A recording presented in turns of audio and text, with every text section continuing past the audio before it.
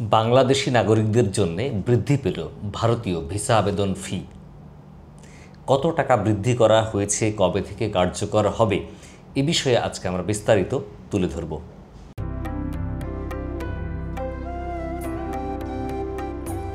সাম্প্রতিক সময়ে বাংলাদেশে অবস্থিত ভারতীয় ভিসা আবেদন কেন্দ্রের যে নিজস্ব ওয়েবসাইট আছে সেখানে একটি বিজ্ঞপ্তি প্রকাশ করা হয়েছে, যেখানে বলা হচ্ছে যে বাংলাদেশি নাগরিকদের জন্য ভিসা ফি বর্ধিতকরণ করা হয়েছে। এই বিষয়ে যে বিজ্ঞপ্তিটি প্রকাশ করা হয়েছে আমরা প্রথমেই সেটি একটু ভালো করে দেখে নেব।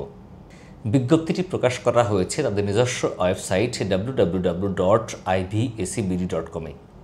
এখান থেকে হোম পেজে প্রবেশ করার পরে যখন নোটিশে আপনারা ক্লিক করবেন তখন দেখতে পাবেন প্রথমেই আছে এই নোটিশটি। এই বিজ্ঞপ্তির বিষয়বস্তু হচ্ছে বাংলাদেশি নাগরিকদের জন্য আইভেক কর্তৃক আদায়যোগ্য ভিসা প্রক্রিয়াকরণ ফি। বিস্তারিত তথ্যে বলা হচ্ছে যে বিগত বছরগুলিতে যোগান ও পরিচালন ব্যয়ের উল্লেখযোগ্য বৃদ্ধির প্রেক্ষিতে বাংলাদেশে অবস্থিত ইন্ডিয়ান ভিসা অ্যাপ্লিকেশন সেন্টার সমূহে দাখিলকৃত ভিসা আবেদন প্রক্রিয়াকরণ ফি 10/8/2025 তারিখ হতে সংশোধিত হয়ে সর্বমোট 1500 বাংলাদেশি টাকা নির্ধারণ করা হয়েছে। উক্ত প্রক্রিয়াকরণ ফি শুধুমাত্র ইন্ডিয়ান ভিসা অ্যাপ্লিকেশন সেন্টার কর্তৃক প্রদত্ত সেবা চার্জ, যা ভিসা আবেদন প্রক্রিয়া পরিচালনার জন্য প্রযোজ্য। উল্লেখ্য যে 2018 সালের পর এই প্রথম ভিসা প্রক্রিয়াকরণ ফি পুনর্বিন্যাস করা হয়েছে, যা সেবা ও পরিকাঠামোর মান বজায় রাখা ও উন্নয়ন নিশ্চিত করার জন্য অত্যাবশ্যকীয়। বর্তমান নীতিমালার আওতায় ভারত সরকার বাংলাদেশি নাগরিকদের নিকট থেকে কোনো ভিসা ফি গ্রহণ করে না এবং ভারতীয় ভিসা বাংলাদেশের সকল নাগরিকের জন্য পূর্বের ন্যায় সম্পূর্ণ বিনামূল্যে প্রদান করা হচ্ছে। আপনাদের সদয় সহানুভূতি ও সহযোগিতার জন্য আমরা আন্তরিকভাবে কৃতজ্ঞ। আইভেক বাংলাদেশ। এই বিজ্ঞপ্তি থেকে আমরা জানতে পারলাম যে বাংলাদেশি নাগরিকদের জন্য এখন পর্যন্ত জনপ্রতি ভিসা ফি হচ্ছে 800 টাকা এবং সব ধরনের ভিসার জন্যই কিন্তু এই 800 টাকা হারেই প্রযোজ্য হয়।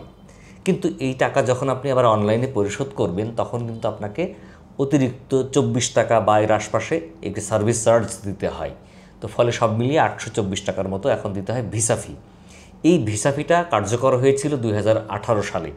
তার আগে ছিল কিন্তু 500 টাকা, তার আগে ছিল 300 টাকা। আমরা যখন প্রথম ভিসা করেছিলাম মনে আছে তখন 300 টাকা ভিসা ফি ছিল এবং সর্বশেষ এই 2025 সালের 10 তারিখ থেকে কার্যকর হতে যাচ্ছে বর্ধিত ভিসা ফি 1500 টাকা। এই 1500 টাকা যখন আপনারা পরিশোধ করবেন, স্বাভাবিকভাবে আপনি মোবাইল ব্যাংকিং, অনলাইন ব্যাংকিং বা অন্য কোনো অনলাইন মাধ্যমে আপনি পরিশোধ করবেন, তখন কিন্তু আপনাকে আবার একটি নির্দিষ্ট হারে ভিসা ফি পরিশোধের জন্য একটি সার্ভিস চার্জ পরিশোধ করতে হবে।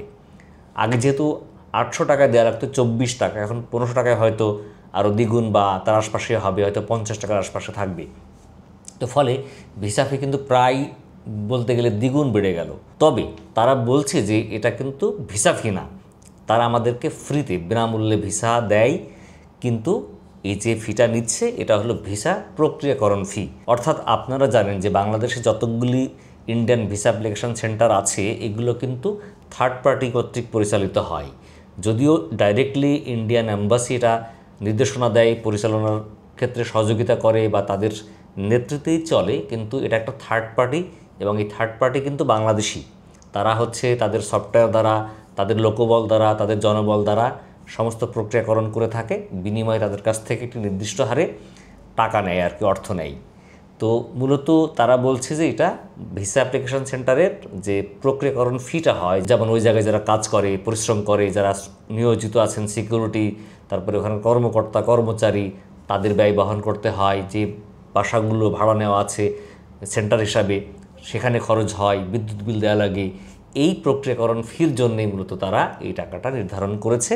প্রকৃতপক্ষে এটা ভিসা ফি না, কিন্তু দেখবেন তাদের ওয়েবসাইটে কিন্তু এটা ভিসা ফি হিসাবেই লেখা আছে। তারপরে ধরে নিলাম এটা ভিসা ফি না, এটা হচ্ছে প্রক্রিয়াকরণ ফি। এ টাকা দিতেও আমাদের আপত্তি নেই যদি বাংলাদেশের নাগরিকদের জন্য সকল ধরনের ভিসা প্রক্রিয়াকরণ সহজ হয়, সব ধরনের ভিসা চালু হয়ে যায়, তাহলে কিন্তু বাংলাদেশের নাগরিকরা এই 1500 টাকা দিয়েও ভারতে যেতে প্রস্তুত বা ভিসা করার জন্য প্রস্তুত আছে। অসুবিধা কি? এখন কিন্তু মাত্র 4 ধরনের ভিসা চালু আছে, তার মধ্যে উল্লেখযোগ্য হচ্ছে মেডিকেল ভিসা। কিন্তু আপনি যখন অনলাইনে এই মেডিকেল ভিসার জন্য আবেদন করবেন, এই আবেদন করার পরে যে অ্যাপয়েন্টমেন্ট ডেট পেতে হয়, যেমন আগে কিন্তু অ্যাপয়েন্টমেন্ট ডেট লাগতো না, আপনি যে কোনো দিনে গিয়েই জমা দিতে পারতেন। তারপরে শুরু হলো কি অ্যাপয়েন্টমেন্ট ডেট করার সিস্টেম, শুধু ডেটই না সময় নির্ধারণেরও সিস্টেম। তো এখন যারা মেডিকেল ভিসার জন্য আবেদন করছিলেন তারা কিন্তু চাইলেই এই অ্যাপয়েন্টমেন্ট ডেট পাচ্ছিলেন না। এই ডেট নেওয়ার জন্যে, শুধু অ্যাপয়েন্টমেন্ট ডেট নেওয়ার জন্যে জনপ্রতি 12 থেকে 15,000 টাকা পর্যন্ত দিতে হয়েছে। এখন এই অ্যাপয়েন্টমেন্ট ডেট নেবার যে টাকাটা, এইটা কমিয়ে করা হয়েছে 5 থেকে 5,500 টাকা, কিছু কিছু ক্ষেত্রে 6,000 বা তারও বেশি কম। তো এই টাকাটা কেন দেওয়া লাগছে? আপনারা তো আমাদের ফ্রি ভিসা দিবেন, অ্যাপয়েন্টমেন্ট ডেটও তাহলে ফ্রি দিবেন, তাহলে এই টাকাটা কে নিচ্ছে? যদি আপনারা নেন তাহলে কেন নিচ্ছেন? আর যদি আপনারা না নিয়ে থাকেন তাহলে যারা নিচ্ছে তাদের বিরুদ্ধে কেন আপনারা ব্যবস্থা নিচ্ছেন না? আপনারা কেন সরাসরি ওয়েবসাইট থেকেই মেডিকেল ভিসায় আবেদনকারীদের জন্য অ্যাপয়েন্টমেন্ট ডেট দিচ্ছেন না? যদি এই প্রক্রিয়াকরণটা সহজ হতো তাহলে কিন্তু মানুষের ভোগান্তি কমতো, মানুষ এই 1500 টাকা দিয়েও ভারতীয় ভিসার জন্য আবেদন করতো, ভিসা পেয়ে ভারত ভ্রমণে যেত। এছাড়াও কিন্তু আপনারা জানেন যে ভারত ভ্রমণের ক্ষেত্রে বর্তমানে নানাবিধ সমস্যায় পড়তে হচ্ছে, যে বিষয়গুলো আমি পরবর্তী আরেকটি ভিডিওতে আলোচনা করার চেষ্টা করব।